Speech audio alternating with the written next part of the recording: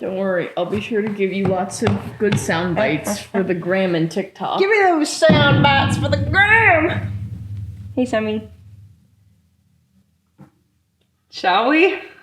You want me to start? You can start. I can start. Yeah, you can start. Okay. So in case you couldn't tell, this is not my podcast. This is actually my first video podcast. Really? Yeah. First time on screen, bestie. This is not so-so. In fact, this is Indian stuff. Indian stuff. The only show where we talk about the stuff. What was your tagline on So-So? I don't even think I had one. Journalism at its finest. Season 4 is underway. I promise it is. Yeah. But right now I'm taking a little bit of a hiatus, and I'm up here in Columbus. Hello. To pop in You are on sweaty. my... I told you! That's why we have this. It's like this very fancy hand sanitizer. Not sponsored, by the way. Can't even pronounce it. Hashtag sponsor me. Yes, so this is my sister.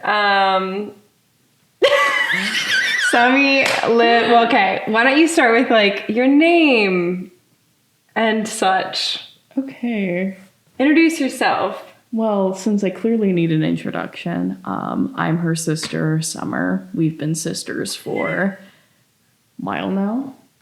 Your whole life, my whole life. Yeah, so this is my sister, Sammy. She lives in Cincinnati.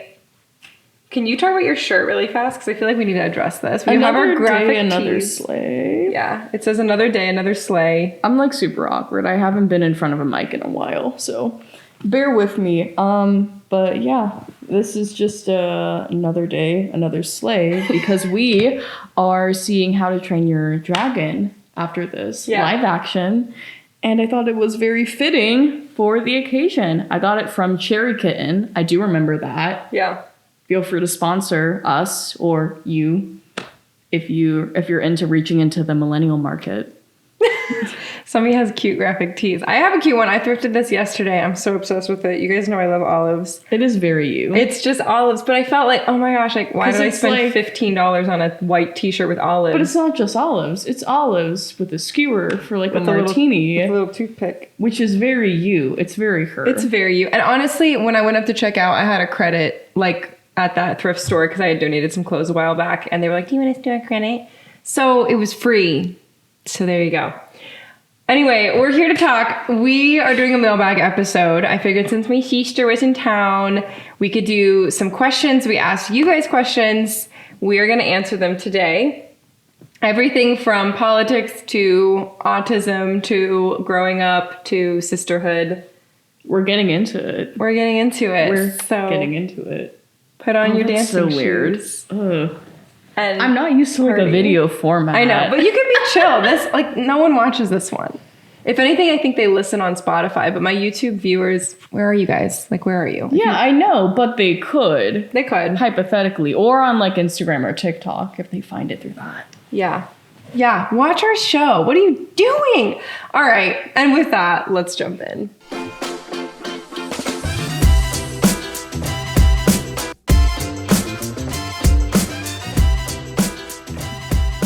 So, wait, before we jump into the questions, do you want to chat more about like who you are, what you do, what you're interested in doing? Give the people a little context. So I do freelance writing. I went previously to UC, the University of Cincinnati, and I'm currently on a gap year to focus more on work and finances, and also because of the administration, which is like super fun. And yeah, actively looking for more writing opportunities, permanent jobs. I need to refresh my LinkedIn too. You're really good. I mean, you're really good at writing. Like, you've always been really good at writing. And you have such a knack for knowledge. Like, I feel like every time we talk, you're just like, Oh yeah, and then by the way, did you hear about blah, blah, blah? I'm like, oh my gosh, like you know so much stuff. I mean, I'm just like chronically online. That's true. And I just like call it, you know, like journalism, like reporting and stuff. That's true. And then I Could like be try crazy. to wow like editors and writers and stuff. Yeah. And hopefully they might hire me. They might. They may. Who knows? What would be your dream like publication or, you know, company to work for? I don't want to like name names right now. Okay. Because like they all want to be like the prettiest girl in high school. Is When there you're, one or like, writing two the cover letter you're that like, stands out to you that you're like, this one's really good, like and reputable? I'd like to work somewhere on the East Coast since that's like a pretty big publishing hub. I'm pretty open to like general publications, but I'm not opposed to like more like women-centered publications or even Christian-centered publications like Christianity Today, Relevant, etc., etc. Etc. etc. The Yeah. Associated Press, so you can get barred out of the Oh yeah. room. I mean, I'm keeping my options open. And I'm in your DMs on LinkedIn, probably. Yes. I was actually banned from LinkedIn one time. Wait, really? Well, Why? not banned. It was just like, stop connecting with people you don't even know. Oh my gosh! And Like it's LinkedIn just, sent like, you that? I'm literally like, just like, please, Mr. Mrs. Mix Editor, like, let me. That's crazy. I'm 21 years old. You can definitely trust me with hard-hitting journalism. I know what I'm doing. Don't Hello, worry. please look at my resume. I have 1 year experience. It's very good. Please look. This is going to be great for my career. It's gonna be awesome. Okay, roll it all the way back before we get into the questions. We obviously are siblings. You're my sister. Yeah. We're how many years apart? You're 21. 7. We're 7 years apart. Really? Yes. Really? Chronologically, it was Tanner was first, and then you, 4 years later. and then Chipper, and then 4 years, me. and then you. So I'm the little baby. Yeah, you're the widow one. Yeah, Yeah, we don't see you. Which is weird to think that like my little sister's in college, like college age. Like you're 21, you know. And taller than you. Yeah, you are taller than me. Another day, another sleigh. Yeah, so we grew up in Pataskala, Ohio. Okay, name and drop. Name drop. They already know that. And Well, just say Columbus, because no one knows where Pataskala is. wow, that's the cornfield 30 minutes to the east. Okay. Anyway, Way to dox our we family. well, I mean, we're over in a cornfield. We went to different schools growing up. We had many schools growing up. Oh, yeah. We'll get into that. Oh, okay. And then we shared a bed because for some reason the boys got their own rooms, but we did not. Well, we're girls, so we'll it's just push them completely together. different. We'll just push them in the same bed. We shared a bed, I feel like all the way through at least my sophomore year of high school. That makes sense. And then I got Tanner's room when he went to college. Finally had my own room. You just took up so much like leg space in I know, bed. I'm freaking huge. Well, you were just I'm you built were like a linebacker. no, you like to like spread your wings when you sleep, and I was like, I probably did too. I probably pushed you off. A couple I did. times. Whoops, sorry. It was fine. It was fine. It's probably like repressed trauma or something.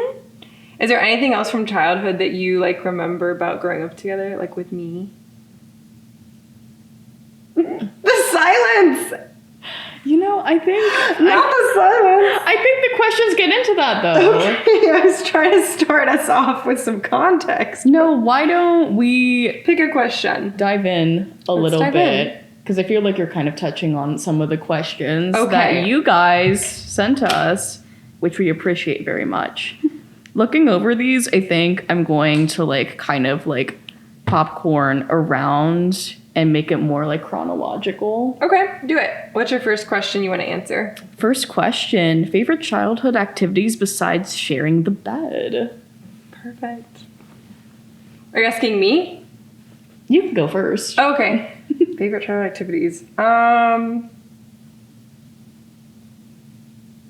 mean, I liked being outside a lot as a kid. I don't know if you did though. You really liked being outside with the neighbors and like Yeah. the neighbor kids. I remember you did like ripstick a lot and like ripsticked. rollerblades, like the hockey rollerblades. Yeah, I and, like love the that. little circle The court court street hockey. I loved, outside stuff. I liked when we would like bake cookies, which wasn't often. Yeah. But when we could, I liked doing that with you. That was fun.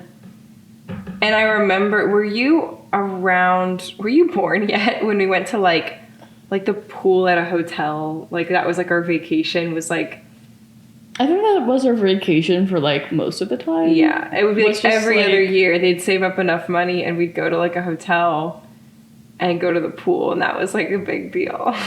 And to this day, when you and Ian travel, you're always like, if we're getting a hotel, there has to be a pool. I think because we grew up without that much fun. We were like, we have to have a pool.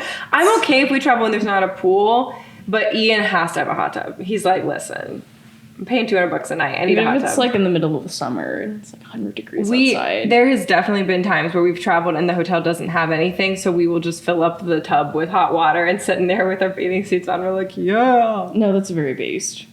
What's based? I'm not Gen Z. What's based? It's like valid, Okay. solid. Hashtag slay yes, queen yes, base. What's the other one you said the other day? Bros cooked. Cooked, based, on site. What's on site? Teach me your Gen Z slang. I don't even know like half of the slang. Well, you know some of them. I'm too like socially anxious to be around people who say that kind of language. You and Chippy say it all the time. So anyway, okay, so what's your childhood memory? Activities? Yeah, that you like doing. I don't think we personally did that much together. No, I don't think we did. We had like, well, when you have like a really big age gap, if you know, you know, but like when you have like a sibling with like a bigger age gap, it's just harder like growing up to like have a bond Yeah. or like really have like a like sibling connection, if that makes sense. So since Chip was closer in age with me, most of the activities I did in my childhood that were not by myself were with Chip. Oh yeah, you guys were besties. We would go outside. There was like a log that was next to the garage. It was like a really small one. We would always turn it over and like pick at all the like little bugs.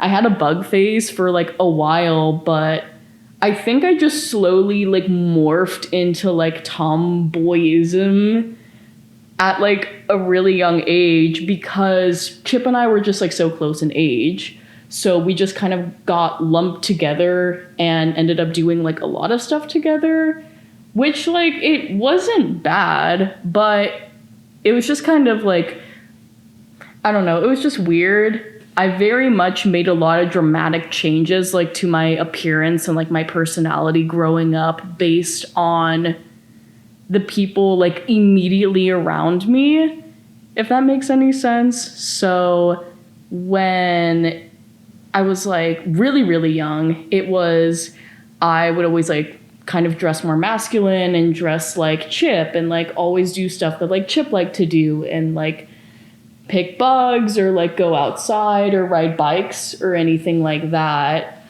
Even if he didn't want to, even if he was like, Summer, like you need your own individuality, like stop doing what I'm doing, you're just copying me. And like stuff like that. And then when I got like a little older and I would like watch like my sister, she would have like all these like Me.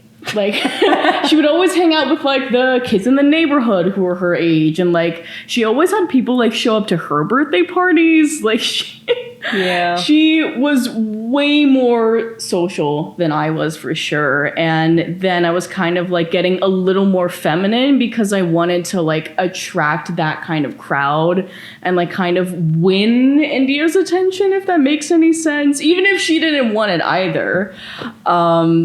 So I feel like a lot of the activities I did when I was a childhood varied depending on like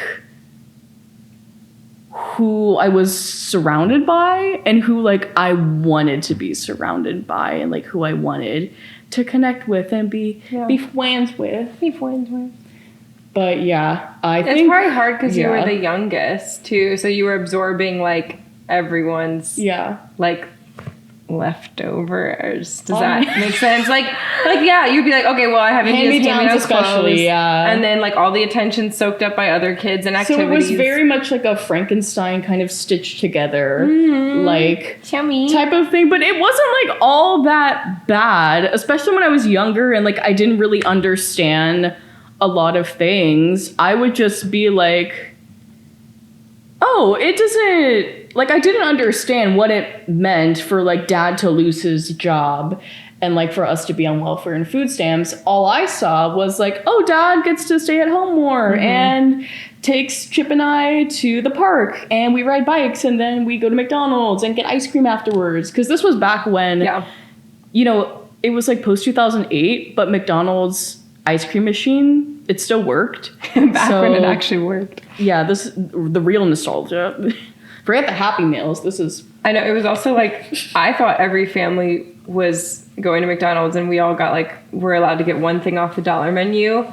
And so it like blows my mind when people were like, what? Like watching like them like put together some coins for us to get like an ice cream cone.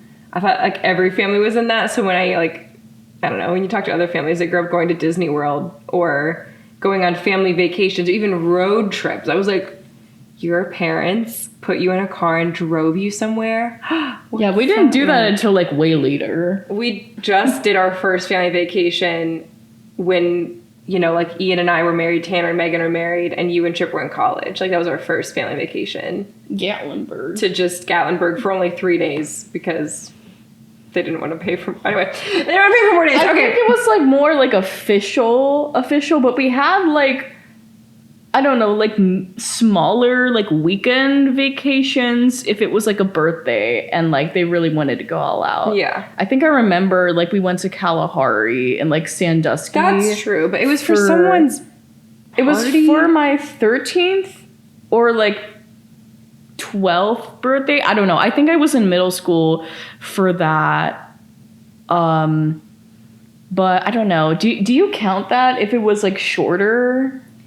I mean, that's what's funny is that most people's vacations are like a week long, and ours were like, oh, we spent a night in a hotel. Whee! Yeah, because it was very like because we had to go to a funeral. Like that. Well, it was also like dependent on like our school and like dad's work. Yeah. So there was a lot of that too, but like we didn't really do much during the summertime. No. Either. Did you do a lot of like solitary activities like in your childhood, or were most of them like based on socializing? I feel like it was a mix. I do feel like I had a pretty good mix of like a lot of my activities that were like solo, like doing arts and crafts I did with like Elizabeth, like my childhood friend who lived in our neighborhood because she was my artsy friend. And then anything else, like a sleepover, I would go to Molly's house, or I'd go, you know, learn how to fish with Jenny or something like that. So I kind of had a mix, but I mean, my favorite thing was just to like have the TV on. You guys would all be around. I'd just be like sitting on the floor, like drawing or like making a necklace. So I like to be around people, but the activity itself was like something I can do by myself, which is funny that it's still the same. Like I'm sitting here, you guys are watching movies and I'm just on my computer. Like I like to be around everyone, but I don't necessarily want to be like actively socially engaged. Talking the whole time. You want to be there, but just like to kind of people watch and like absorb the I can do both. Energy. That's why I like working at a coffee shop. I'm like, hey, you just like absorb the vibes. Yeah, I'm here for the vibes. But you can still be like by yourself. Yeah. But anyway, let's get to the next question. Whatever you want to do next. For the sake of time. Yeah, but what's the time limit on this? I try to keep them around like less than an hour so that people don't get bored. Gotcha. To me, yep. Have you always gotten along? No. No. Wait, okay. I mean, I feel like I every hear you out first. Well, I was just gonna say, I feel like every sibling has times where they don't get along, so it's kind of an obvious question. But like, has there been seasons where you're like, oh my gosh, I'm mad at her? Because I know for one, I treated you badly that one time. I was like in middle school and I was trying to be cool in front of my friends. And we had a sleepover and then you came down. And then you pantsed me. And I was tired of you being there because I didn't want my little sister hanging around, so I pantsed you. Sorry. I didn't like yank your pants down. You just like dragged me across the floor and exposed my crack to all of your gymnast friends. I did, and I apologized because I was like, I didn't mean to embarrass, but it's fine. You were just you had your own an immature 14-year-old girl, and you're like, I want to look cool in front of my friends. The other thing was like our house, we like did not have furniture. Yeah. So I already wasn't the cool kid because I lived far away from everyone else. And when we had friends over, we would like sleep on the cold, hard floor. There was no couch to sit on. You had like the gymnast mat though. Yeah. I remember like mom or dad would bring that up. We have to put like a mat on the floor. Yeah. So it was like, I already knew like, and we didn't have snacks. We weren't really allowed to like eat sugars. We were already like kind of the weird kids. We were kind of outcasts. So when it came to like sibling dynamics, I feel like there was a lot of like infighting at times because it's like, I'm already the loser at school. I don't want to be like a bigger loser with like you around. Yeah, and I apologized for that. No, that's okay. But that was like the main one. But are there other times that you were like not getting along with me? I mean, I feel like you kind of don't get along with each other when you're growing up. Like, I feel like you fight more when you're growing up because like, I mean, you're young, you're immature, you don't, like, get it, you know? Yeah. But combine that with, like, proximity and, like, closeness, and there's, like, all these, like, young, immature little humans just running around, like, trying to have personal space and, like, privacy and boundaries, which, like, already wasn't a thing, like, when we were growing up. Like, we that, shared a room for like most of our young adult life, like up until I was probably 15. And we were very naked. I don't remember growing up being super naked. I remember that. I remember other people in our family being super naked, and we're like, which wasn't great. Well, I don't know if I like reminded you before, but our mom had this book. I don't know if she still has it or not, but it was from like Exodus Cries Ministry or something. And in that book, there's this part where the author's like, it's important to destigmatize bodies and body parts for young children. You don't want to make them feel ashamed or guilty just because like they have a body. And yeah, like I get that. I don't think we should like shame children for like having bodies or making them feel bad that their bodies look a certain way or anything like that. But this book takes it to the next level. Did you read the book? I did, actually. I didn't. And it was like, and if you don't want your kids to be gay or trans, obviously you have to normalize nudity among your family in the household. Ew, it said that? That was basically the gist of it. But I don't know. I haven't read it in a while, but so I'm paraphrasing a little bit. But to do a fact check. That was but that was basically the gist of it.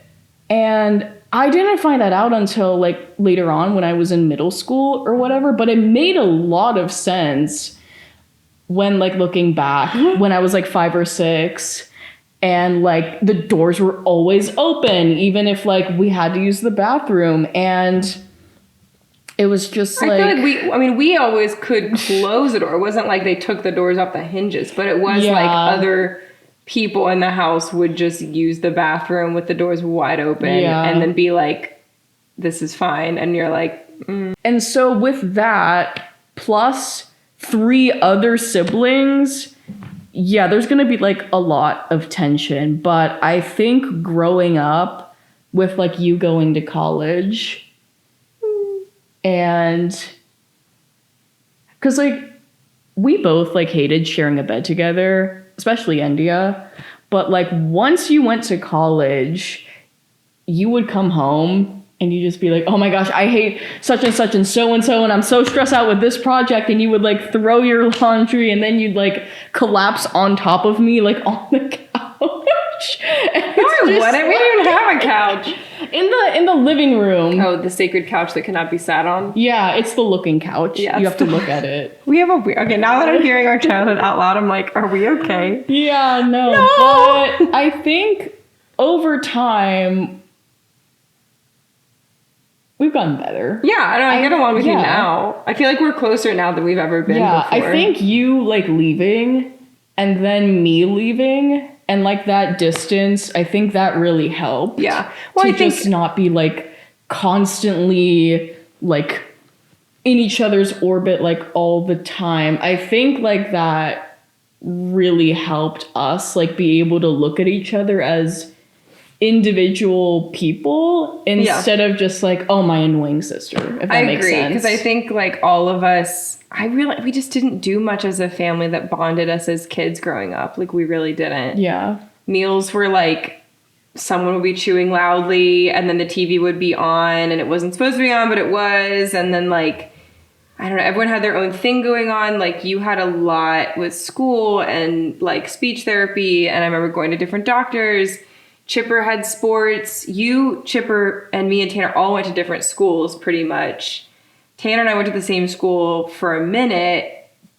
So it's just like, there was not a lot of consistency right, either. We didn't have like the same school to bond about. It wasn't like we all went sports together. Yeah. Like we all went to different schools with different zip codes pretty much and had different schedules. Tanner really like kind of stopped caring about hanging out with us when he was in high school and then college because he went out of state, or not out of state, but almost out of state. Yeah. Anyway, so I feel like now that we're all adults, it's like nice to kind of have a friendship with each other because I feel like now we all want to see each other. We all want to like take time and like hang out. We all enjoy each other's company. Yeah, because it's not kids, like we, like, forced or sanctioned. But we just like didn't do it as kids. Like I don't have very many memories of hanging out with any of you guys individually, like past maybe like third grade. Yeah. Which I don't even know what third grade was because I was homeschooled until sixth grade. So everything was like blur.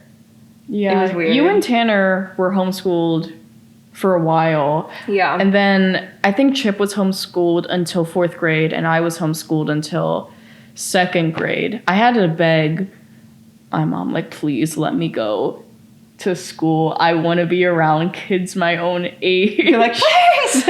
And that lasted until like seventh grade. And then I got pulled from the public school I went to a private school in New Albany because, you know, why not just kind of throw us around East Columbus a bit. And I was at that private school from 8th to 12th grade. But no, it wasn't like we all four of us, like we all went to walk-ins. I kind of feel like we should have. We should have. That would have been so fun. Like, oh you're Tanner's sister. Yeah. I remember having him. Like, that could have been so cool. It's fine. We can't change it now. So, okay. I like this question. Can we do this one next? Mm-hmm.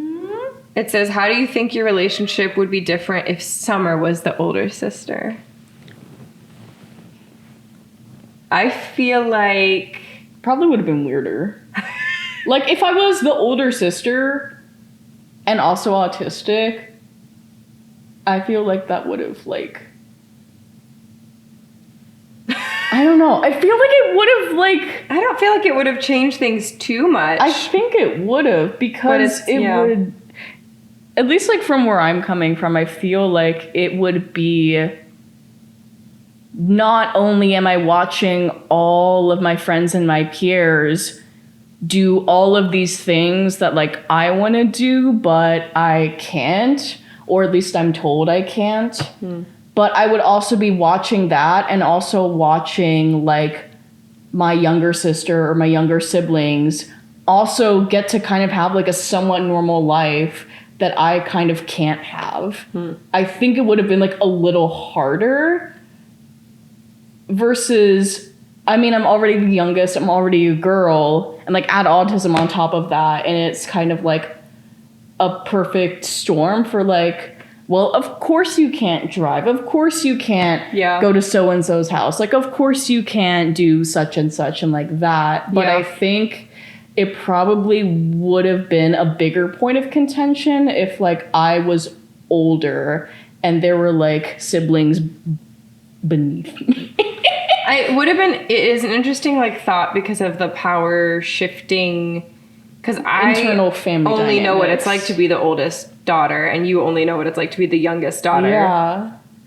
And so I feel like in some ways they, like, our parents gave you a lot of attention because you needed certain things with school and autism and all that stuff. Regardless of if I wanted it or not. It was just Yeah. kind of thrust on me at a very But young I mean, age. most parents would probably give their kid that kind of attention. Yeah, And especially the youngest. Yeah, it was like an interesting thing because I feel like most youngest siblings maybe would not have that much attention.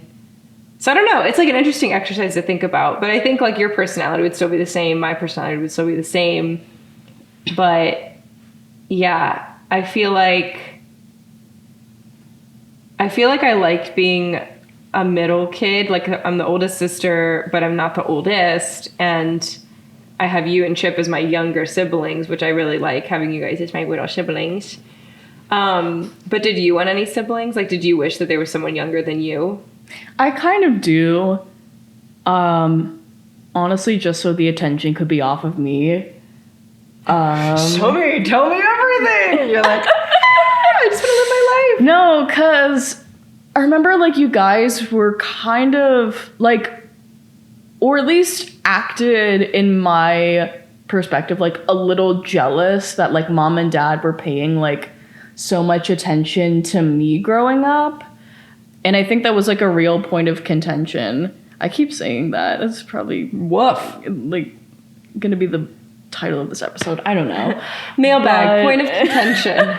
But it kind of seemed like, from your perspective, like, oh, like, mom and dad, they're always spending time with Summer. They're always, like, driving her to all these places and staying in all these hotels. And, like, she, like... You got to stay in hotels with pools? Without me? I think so. But I think one of them in Cleveland had, like, mold Oh, in it. not the mold. But I don't know. I think so. But, yeah, I think that was kind of, like... hard, because there was also Because you didn't like, ask. You didn't want us. I didn't ask to be born. Well, you didn't want us just to got feel plucked. weird about you for something that was out of your control. But I will say, I don't remember ever thinking like, oh, mom and dad are giving Summer so much attention that I don't have any. But I will say that just because of our family dynamic growing up, I just felt like dad gave us the most attention. Versus mom. Yes, I think. And would go out of his way after a long day of work to drive all the way out to pick me up from like gymnastics practice, or drive all the way out to watch me play a volleyball game. Yeah. Whereas I don't think that was reciprocated necessarily on the other side. And so it was like, with him working and doing all that to be intentional, I feel like I wish that there was more of that responsibility spread between everyone in the family, because it was like usually just one of the parents showing up to do that kind of thing. So I kind of wish that was a little more spread out. Yeah. Moving on. Sister travel plans for that? We haven't traveled outside of like a couple family things before. Not just like I took you up to see Aunt Cindy in We went to Cleveland. Charleston with Chip. We went to, yes, I took you guys to the beach. We got sunburn as frick. I drove Looked like y'all Bob the Tomato. 9 hours one way, each way. And that was a fun trip. You guys hadn't seen the beach yet. And I was like, listen, I'm going for a photography thing and I would love you guys to come. And that was really fun. I had a good time. Did you have fun? For the most part, it was just really hot. It was July. sunburned. In the beach town of Charleston. I really wanted to be like a chill beach girly. I messed up. I took you guys out at like It 2 just p.m. felt- in the zero overcast beach, Well, and you guys I were thought like frying. wearing all organic, like sunscreen was a good idea. It was not, Y'all got roasty toasty. but no. I feel so bad about It was that. just, after that, there was just like a lot of overstimulation, and it was just so hard because I just wanted to be like I'm so coastal, and I'm So just coastal. like The wind's blowing in my hair. We'll take you to the beach and I'm again. looking out to the Atlantic Ocean. We'll do a beach day again. Because the thing is, like, we're only 9 hours from the beach. And yes, that's a drive, but like... Only 9 hours. It's not expensive to But go. Cincinnati's too far. I go to Cincinnati all the time to see you. Oh my gosh, I can't. I'm so busy. Meanwhile, oh my gosh, you guys, I'm gonna drive 9.5 hours to NYC for a whole day. It's for work. I work. I do photos everywhere. You work. I work. You girl. work. Another day, another sleigh. You're working those olives in the Blue Hour merch. Thanks. Blue Hour's not happening anymore, unfortunately. But It could. I was going to say sister travel. We haven't done a trip to New York together yet, but you have mentioned wanting to go, so maybe that'll be the next trip. When you're not booked out until next year. We can always plan something. It just has to, we just have to actually make a plan and Coordinate. stick on it. Yeah. And it's hard because you were in school. Now you're kind of working a lot of gigs, so it's just hard to figure out. But let's you do work something. Gigs. I work gigs. You work You do gigs. a We lot. all work gigs. We're all hustling till we die because corporate America is the end of us all. Okay. Should we do this one? No, I want to do this one. Do it. Okay, this one, and then that one. Someone asked, how did Summer get into journalism and topics she writes about? Oh gosh. So, I was into a lot of weird stuff as a kid. Like what? From a very early age. When I was 5, because by the time I was 4 or 5, that's kind of when you become sentient, Before that, you're just kind of like a pet. And then you become a human, at that kind of age. And it's I remember things. Oh, I was just an amoeba, and now I have a conscience. You just gain consciousness at that age. I was into tornadoes. I was into parasites. I was into meteorology. I was into East Asian culture. I was really into Chinese culture. You had a moment. Wait, can I talk about your fixations of movies? 3, 2, 1, penguins. Then you just had a whole thing with penguins. The penguins of Madagascar. That was one of my first memories. Was my 4th birthday. It was Happy Feet themed. Mulan 2, specifically Mulan 2. I did have a thing where I was really into sequels and Kung Fu Panda 2, movies. Shrek the Third. Because those were the movies coming out when I was growing up. Yeah. So I don't I remember watching those before the original movie. But the thing with you, I don't even think it was an autism thing. I think it was just a you thing. We'd finish watching Madagascar, and then you go, okay, and you put it back in and watch it again, and then you put it back in and watch it again, and we'd be like, great, we watched Mulan. You're like, all right, one more time, and I'm like, stop. Well, I think with a we'd watch the same thing over and over and over. But yeah, I think with a little autism like me, at that young of an age, excuse me, I burped. My brain was just really spongy. I'm not a psychologist or anything, so don't at me for this, but my brain was just super spongy, and I was just kind of grasping at whatever mildly piqued my interest, and just kind of made that my entire personality for a hot minute. A hot decade. Many years. Summer was just I'm a penguin. But yeah, but then those shifted from, all those weird topics, niches, to more kind of feminine coded interests and hobbies, fashion design, fashion illustration. I was really getting into the arts because that's kind of when you were thinking of going to art college. And that's when I was trying to get your approval and your validation. So I was really into photography, and I was really into like graphic design as well. I'm kind of okay with Canva, but she's way better. Canva's just I feel so silly that I got a whole degree in something that now Canva just made it free and easy for everyone to replicate. But it's fine. But it's okay. But after that, I got like really into I'm thinking middle school to like high school. I was really into psychology, neurology, sociology, social work, theology. At one point I wanted to go to seminary. It was like very mixed bag like across my childhood, but the one through line was I would love to write stories about those topics. I would love to write about characters who were in those kind of fields. And once I was in high school and I was really trying to think about college more seriously and like what I want to do professionally, I really wanted to be an author for a hot minute. You used to read a ton of books. I did. I got in trouble so many times at the library. For reading too hard? Too many books. Like, that's too many.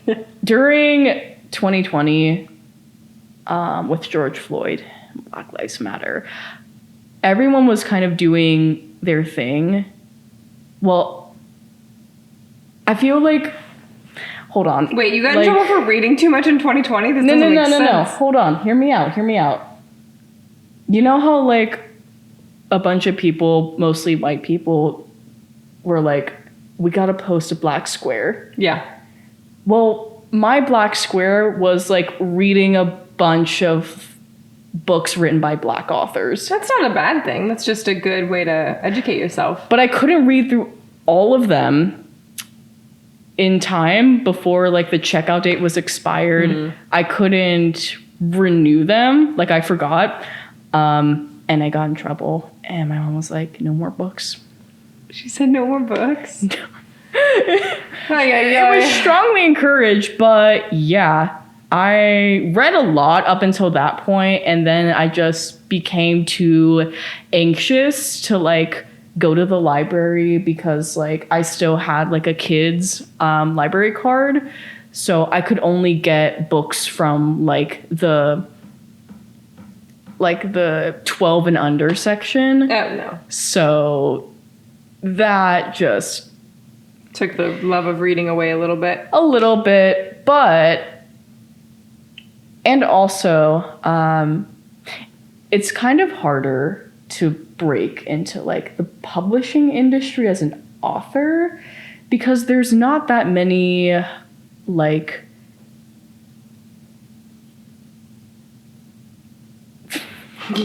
There's not that many like J.K. Rowlings out there. There's not that many like Aldous Huxleys out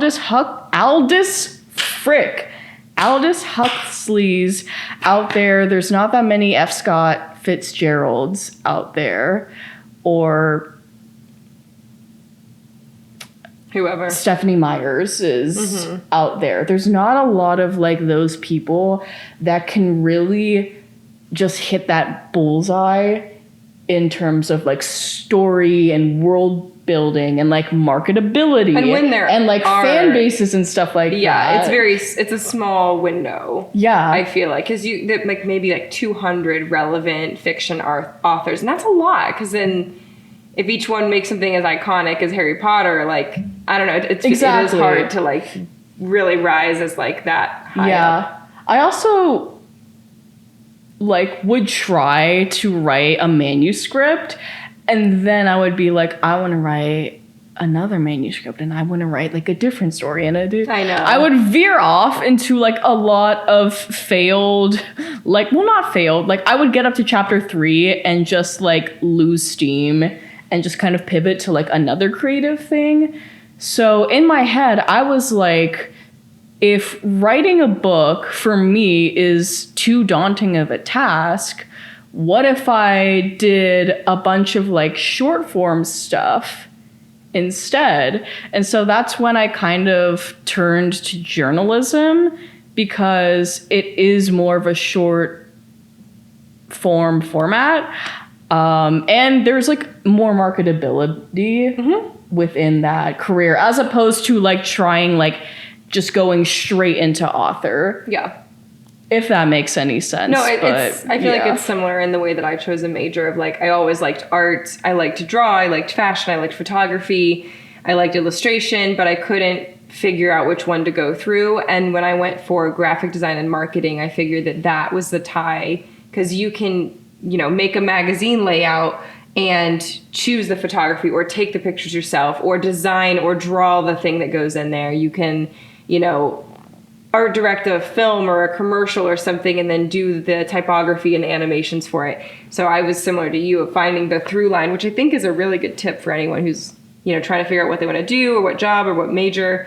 Find the thing that combines the most of your interests. And I really feel like what you said of being interested in sociology and theology and politics and everything, journalism really covers. I mean, you can go into any specific side of that with your interest. So, and it's so funny because when I went to UC and I went into my journalism classes, a lot of the professors in the journalism department, it's a pretty small department, which is nice. It's a very like tight-knit community there.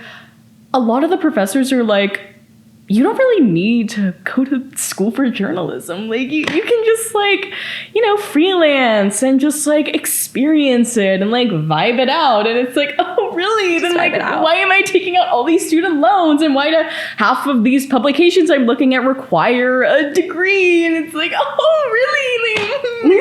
He's so cute. But yeah, that's one of the reasons why I'm on a gap year right now and might not return. It just depends on what the Department of Education is going to look like in the next few months. Do you think you would like go back to finish a degree if someone just could like, if money wasn't an issue, like if someone just was like, oh, absolutely. All right, so you billionaires, listen up. Pay for this woman's education.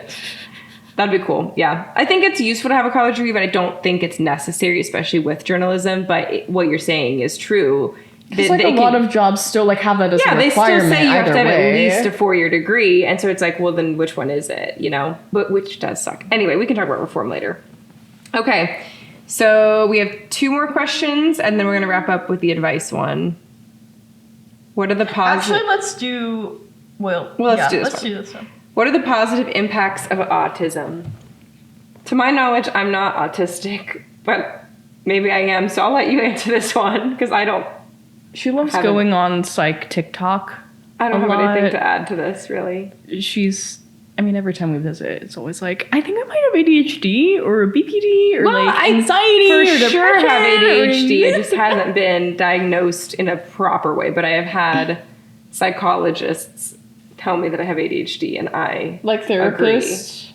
Yeah, but it hasn't been like diagnosed. Like just kind of like I didn't do an actual ADHD evaluation and get an actual diagnosis, but it definitely is based on my inability to like stay on task. I've been told by therapists. Well, like one therapist, she was like, "Yeah, you definitely have ADHD," and I was like, what do you mean? Because there's so many overlaps between autism, ADHD, OCD. You know what I mean? There's like, a lot of comorbidities, yeah. Yeah. But intersectionality. Basically, yeah.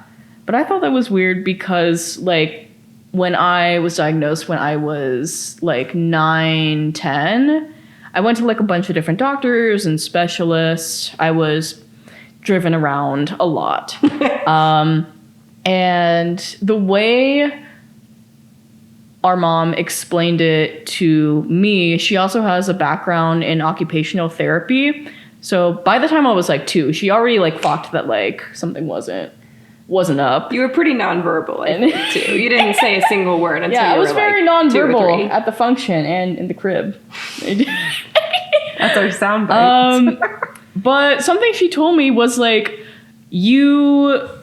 one of the tests I did was like paper test, and it was like evaluator came in and like put this like big test in front of me, and like that was part of the diagnosis process, and like I filled out a bunch of like little bubbles like do you get anxious in social situations? How anxious do you get? Like, do you have friends at school? To what degree do you have friends at school? And like all these kind of like personality, like psychology based questions. And our mom was like, you took this big test that narrowed down what you didn't have, and autism was what was left. So it was kind of like, this is what's left, so this must be the culprit, boom, autism.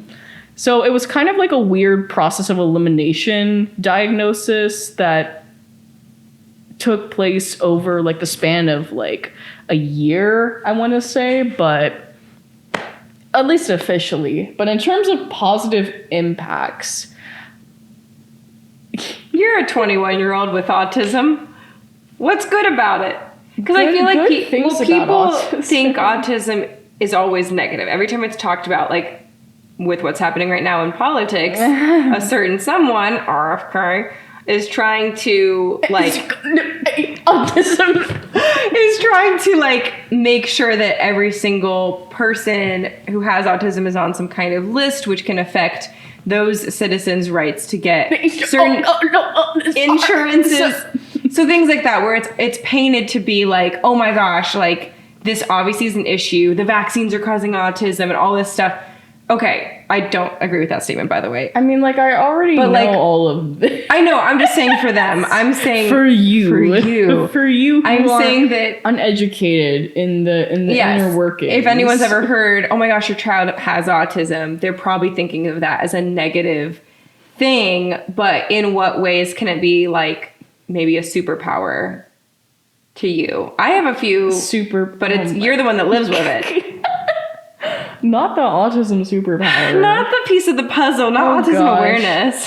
No, when I was like 10 and I first got diagnosed, that's what I like gaslit myself into believing. I was like, I'm like other girls. Like, I have a superpower. Like, I'm differently abled. Yay. I'm not like other girls. I'm autistic.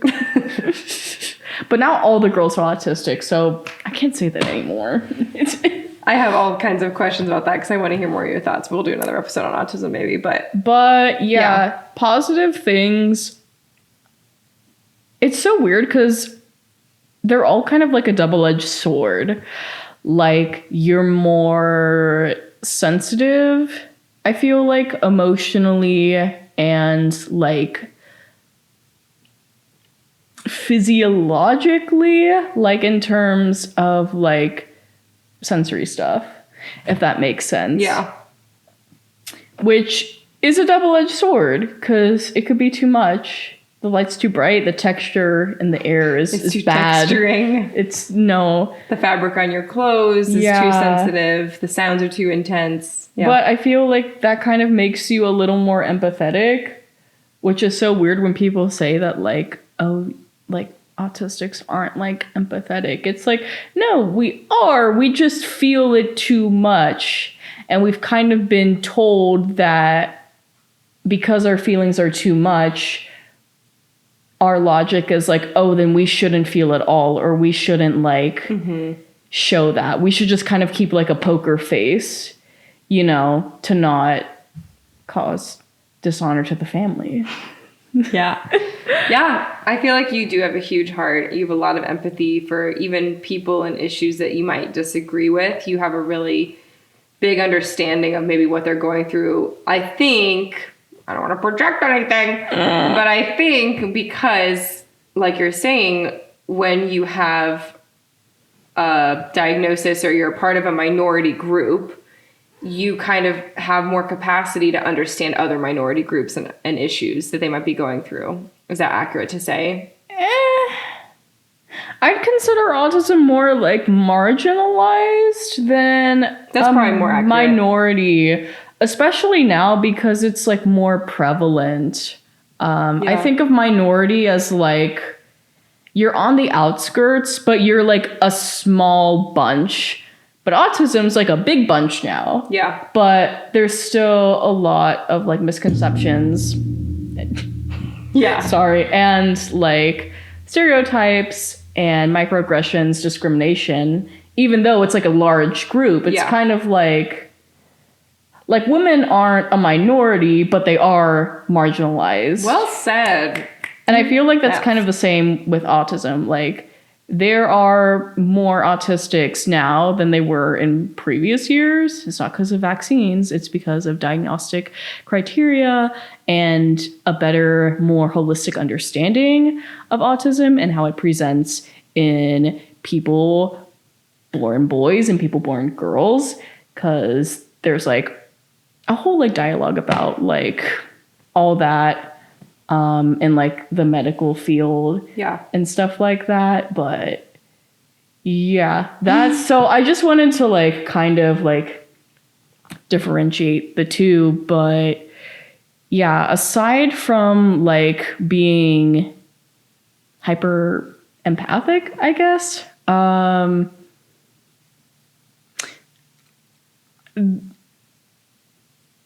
hope like I don't butcher this for like any of you like psychologists or like special needs teachers or anything like that. But when you are neurodivergent, which is like a shorthand for neurologically disabled, especially if you're like autistic, your brain talks to other parts of the brain that a neurotypical brain doesn't, if that makes sense. So, like for a neurotypical brain, like point A goes to point B in like a straight line, but in like a neurodivergent brain, especially an autistic brain, point A doesn't always go to point B. Point A can go to point C and talk to point D and talk to point Z and then go to point B, if that makes any sense. So because those kinds of brains are able to talk and connect with each other in a different, more like robust, more entangled kind of way, it can make the world around you and also like your internal world more overwhelming and overstimulating. But it's also kind of the reason that there's a big overlap between autistics and savants and autistics and, you know, gifted kids and things like that who are able to have these super niche, like special interests and these like super crazy talents that neurotypical people don't have because their brain is able to talk to other parts of the brain and make other connections that neurotypicals can't. Mm-hmm. So I think that can also have the potential to be a superpower if the right people are able to kind of clock that and be able to nurture it instead of be like, just like, go to prom and like play basketball and just be normal. You're you like, know? well, what is that? If that makes any sense. That was like a very long answer, but I wanted to make sure that like I was not misinforming the masses. I like it. I feel like we kind of already talked about this one, so maybe we'll just end with this for the sake of time. Yeah, we kind of covered that a little. Okay, we can talk about it more if you want. But I feel like... We'll save it for another episode. Okay. Advice for sisters. Advice for sisters. You want to go? I mean, I think... In general. Just general advice for all sisters everywhere. I think if you're younger and you're like growing up as a sister and you feel like you don't have the strongest bond, because I feel like we were in that category of age gap and also just different places and different lack brains. of education, different brains, like all these things. I would say just give it time because I feel like we're closer than we've ever been now. We're closer when we're farther away. Yeah. But like you take the time to come up and see me, and when I'm down there, we I like to go and see you. Like, and with adults, like being an adult sucks sometimes, but when you're an adult, you at least have adult money, which is good because like we can actually go out and like get a coffee. Like tonight, we're gonna go see a movie and get ice cream and like instead of like always being dependent on like, Dad, can we get $1 for the concession stand, pretty please? We also grew up pretty poor, so it was like hard to like, you know, but it was like, yeah, now we have more shared interests than we did when we were kids. So I think be patient is my advice for sisters. Look for more things that you have in common, even if there's not that many, like whatever those ones are. Like we have several shows that we like to watch. We both like watching Ginny and Georgia, and I watched Bridgerton for you, even though it's not my favorite. We like to watch good cinema. We watch Sirens together. So like we'll like have a show that we watch, then we can talk about it. We have podcasts that we both like The Holy Post. We'll watch those and talk about it. So find those like common things that even if you disagree on other things, or if we like just have distance in between us, something that we can like do separately that we could still talk or text about next time, I think is helpful. Mm-hmm. Do you have other advice? I think you nailed it. Do you have any advice for any sisters? Well, I think familiarity breeds contempt. Familiarity breeds contempt, so put me in the basement. I hate that line. When I want the penthouse of your heart. So I think if you're sisters and you're like actively living with each other and you just don't really feel connected, you don't really feel like friends, you just feel like like you feel like you're butting heads a lot, or there's like a lot of competition, or you're just not getting along or anything. At some point, good advice. It's gonna get better. Yeah. Like at some point you're both going to be adults. You're both gonna have your own separate adult lives, and you'll kind of get to a point in your relationship where you can actually like be not just sisters but like friends. Oh my gosh, are we friends? And you'll be able to like kind of have like a genuine relationship that's not codependent or like competitive or anything. And yeah, I think time and distance really helps. Yeah, because every time we do see each other, it's like a good time. Whereas when you share a bed and you live with each other and you see each other every single day as a kid, and you're like, you're always like, oh my gosh, stop getting on top of me. And now you're like, stop me. Stop me. Give me kisses. I want to make sure you're okay. Okay, I want to make sure you're okay too, and you don't get all saddies. Because sometimes we both have extreme emotions. Well, sometimes when you grow up, the roles can kind of reverse, and it's kind of like, you know, I have to be a big sister to you sometimes. Yeah, sometimes. Have to kind of encourage you and kind of get you out of your little ruts. And sometimes but we couldn't do that when you too. We couldn't do that when we were younger because we were too busy kicking each other in the bed that we shared. And with that, the Summy mailbag episode comes to an end. Inaugural mailbag episode. I've had questions before. I've had questions before. Yeah, but this isn't like the first organized like Q&A kind of episode. Yeah. Where can people follow you if they want to follow your stuff? If they want to hire you, how do they get a hold of you? I am on LinkedIn, and although every social media platform kind of feels like LinkedIn right now, I am also on Instagram at Summer Orban, O-R-B as in boy, A-N, right? I'm also on Twitter. I'm not as active as I'd like to be, but my Twitter, in case anyone's interested, is it's S Orban Writes. O-R. I think I got that right. That just sent me back forever ago. Well, I think that's everything. I think that's the end. Okay. E-N. D as in dad. D as in End. dad. Thanks for listening. Sammy will be back. Slay. Another day, another Slay. Okay, bye. Bye.